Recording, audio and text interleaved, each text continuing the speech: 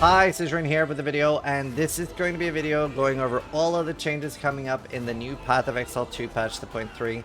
First off, just a lot better than what I was expecting. I was expecting a minor patch with not that much stuff, and I was expecting Druid.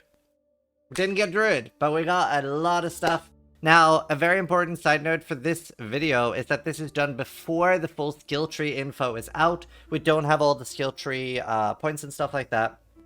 And that is very important because a lot of the changes are a bit weird. Like, for example, we've seen like totems have gotten a huge, less duration, and we're expecting that it's because they want you to invest into more increased duration on the skill tree. And a lot of builds, not necessarily every build, but a lot of builds past like level 80 to 85 started getting really weird with where to put points. So that's why we're seeing so much like new nodes on the skill tree that they showed. We don't fully know what everything is. I think that'll give a lot more info on how builds are going to work, what's going to be good and what's going to be bad. So yeah, that is very important to keep in mind. So we made lists to try to TLDR it for you. We have a new act coming, and there are interlude acts. So they're removing that you have to repeat the campaign. You have to do the 4 acts, and then there's like, is it 3 interlude acts, I think? From what I understand, basically just go from A to B. Not like crazy lore or anything, just kill monsters, kill some bosses, and they're just like temporary acts, right? They're not going to be super fleshed out. They are literally there just so that you can like finish an act 4 and not have to go straight into maps and be 20 levels under leveled. That's their purpose. I think it's a really good idea. I really like it. Way better than making us do act 1, 2, 3, 4 and then act 1, 2, 3, 4 once again. And the interlude will then bring you up to level 65 and then you're at the start of maps. So, no more cruel. We have new zones, we have new monsters. It's 35 new zones, more than 100 new monsters, more than 20 new bosses. So obviously very exciting. And they showed in the trailer one of the Siren bosses that I actually fought that at ExileCon, and it was really, really hard. And we were weaker back then. We were very, very weak builds. So we are getting Rise of the Abyssal. So it's basically Abyss from PoE1 with some like inspired by Legion stuff. You kill monsters near an Abyss pit, that'll revive monsters. Yeah, it's Abyss X Legion. It looks pretty decent. Looks really interesting, especially with the fact if a boss goes down, a special boss comes up. If an exile goes down, apparently a special boss comes up. Like there's some interesting things there that might be really cool to look forward to. We basically get Legion jewels from this. If you're a PoE2 player and you don't know what Legion jewels are, they alter your skill tree in really interesting ways. We don't know what the new ones are. They can't really give you more details. But yeah, we do get 4 new endgame bosses from this. We get to throw items into the hell pit to get special mods, which are like veiled mods from PoE1. You click it and then you get to pick from 3 and you just hope that one of the 3 are good for your build. As far as the throwing items into hell, I really hope that like, it did look very cute, but I hope that animation is skippable because like things like that usually get really tiresome after like 7,000 times. They're really cute the first 100. So yeah, we'll see, but either way, it was pretty cute. Do you want to bring some color and excitement to your walls and show off your interests and hobbies? Display makes that possible with their awesome metal posters. Not only do they look vibrant and amazing, but they also are incredibly easy to set up. No longer do you have to drill holes in your walls, as every display is attached by a magnetic sticker.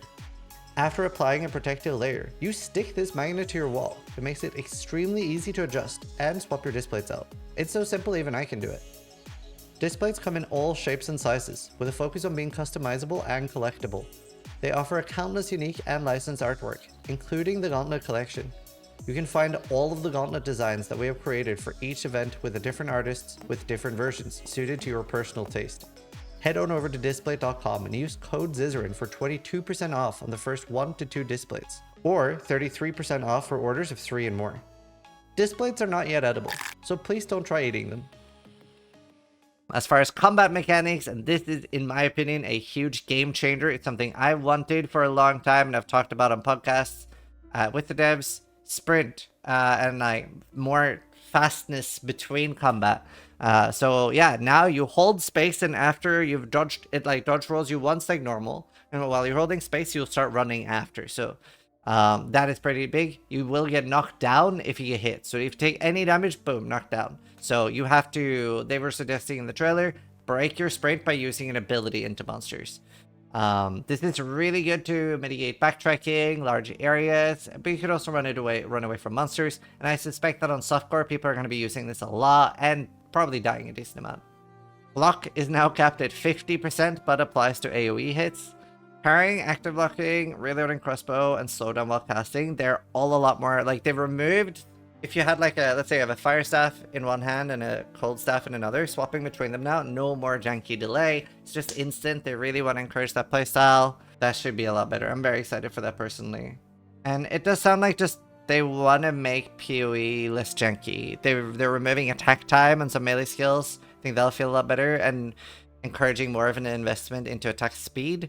And also on totems, they actually use your weapon now, which is huge. I always thought that was super janky, that it was just gem levels, and they agreed. So they're actually scaling with weapons now. Some skills they used to just maybe backwards or forwards, you can choose the direction on now as well. So it should be just so much better. So, skills are reworked. You can no longer use multiple, for example, artillery ballista. We can now use multiple copies of the same support gem. So I could use like multi-proj in 3 different gems and that will work. So this opens up the game completely. It's similar functionality to Path of Exile 1 now. And there are new tiers of support gems.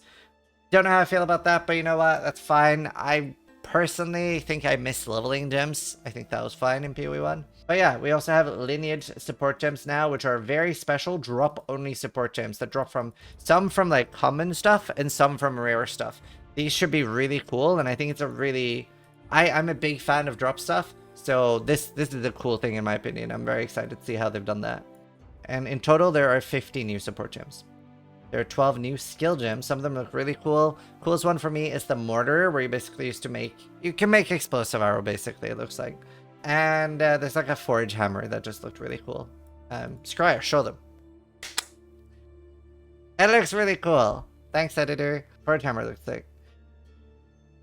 Basically, every skill archetype is reworked. So they did say that, like, while they wanted to finish Druid, and Druid's pretty close to being done, they didn't want to release Druid with, like, the current ones feel a bit janky and weird. So they've tried to...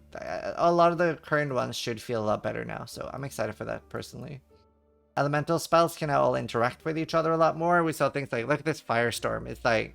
it was so cool. They showed off, like, the normal Firestorm, cold Firestorm, then the Lightning Storm, and then, like, the Everything Storm. And it just... That looked really cool. Caster has obviously been really garbage in PoE2 so far. It was... very, very strong and broken with like some OP stuff, and then it was really, really bad. So now it's probably going to be decent again. Obviously, there's still like a lot of stuff to figure out here in PoE2. Snap, it used to be Cold Snap, but it's now just Snap. And now works on any, like, it works as a finisher.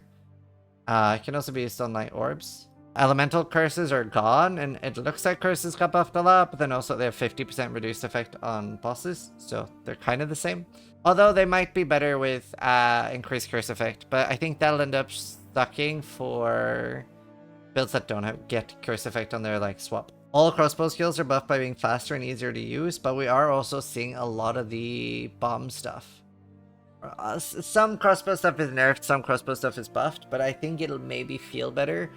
It looked like they were trying to like tune down on the top end. Obviously, we saw a few things being very, very strong and very meta. It was kind of, Mark was sort of like roasting people in a way. He was like, there's some builds that are just like so bad and they shouldn't be able to be that bad. So like, I guess they want to increase the floor, right? That like, if you're playing around with your own build, you should only be allowed to be so bad on a build, which I think is really good. And yeah, obviously the ceiling can really, really get away in the game very quickly, so I don't think that's a bad thing. And just making things feel good quality of life is chef's kiss, right? So should be lots of new interactions here with support gems. There's a new mace, Warcry, and shield skills, and most of melee skills are buffed. And yeah, love to see the attack time being removed. Now armor is buffed, and it's getting the armor now works on elemental damage. So that could make it a lot better. Hopefully that's enough. But evasion is getting like deflect, which is like spell suppression on crack. Like if spell suppression and fortify had a baby, then you have deflect. That's nuts. I don't know how that happened. Shield charge is no cooldown anymore. Could be interesting. Unarmed looks sick for monks, and monks feel so good to play. Like even if you're playing a kind of bad monk, monk still feels so bad to play. It's just so snappy and great. physical quarterstaff skills got buffed. Minions got buffed a decent amount. There were some nerfs in some ways, but in general, I feel like they're buffed massively in general. Pretty sure Gazi bribed GGG. I don't know what happened here, but yeah. For character balance, all the ascendancies have been buffed. Blood Mage no longer has a useless 1-point ascendancy. It is free now, and Infernal Form is insanely buffed by giving you back your weapon stat. So, should be a lot of cool stuff here. For Blood Mage as well, you no longer need to crit to get the Life Remnant. You just hit something. So much cool stuff in my opinion.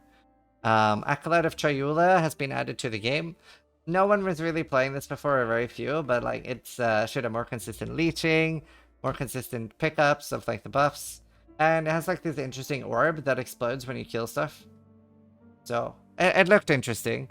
It's hard to tell from what we've seen if this is going to be super used or super good now, but I think just like listening to them talk, which is really nice compared to a lot of other dev podcasts I've watched, it's very clear that they do play their own game, and it was really nice to hear that Mark said he purposely tries to play whatever is shit and then make it better. They do have a pretty good finger on the pulse, I think. Skill tree has been massively updated as well. 150 new notables and a much denser tree, and that is obviously partly there to fix the issue I was talking about with they don't want people to feel like they don't have good nodes to put at higher levels.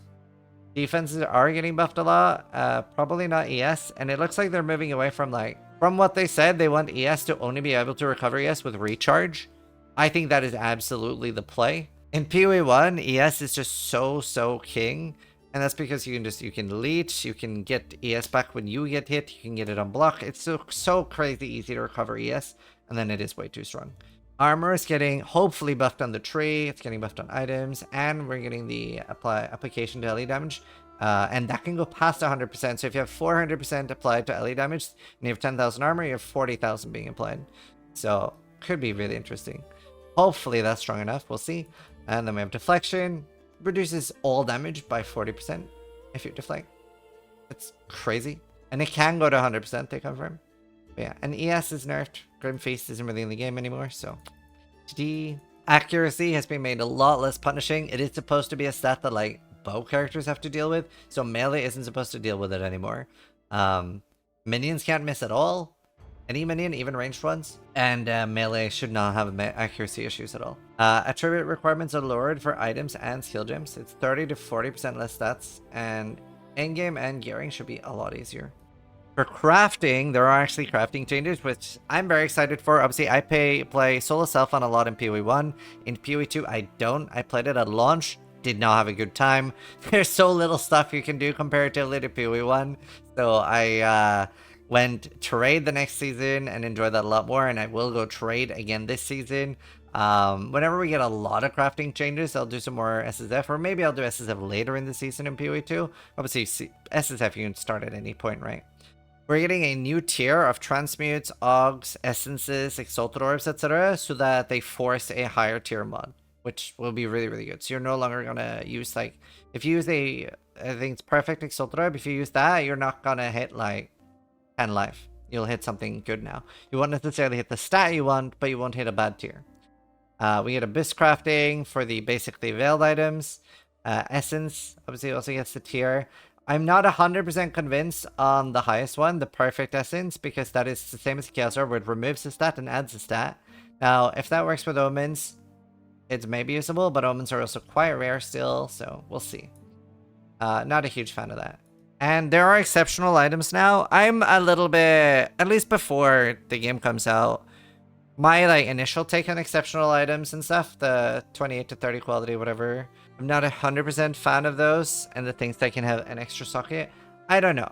They might be good. It's just a little bit with how base types are in PoE2, with that the chance of the singular item I will find that is exceptional with 28 quality or with an extra socket, the chance of that item actually turning out well, I feel like is so small that I'm a little bit sadder about it. But yeah, we'll see how that ends up. We obviously have a new omen as well that lets you sanctify an item, which is like, you can't do anything to an item. I don't think you can mirror it after this either.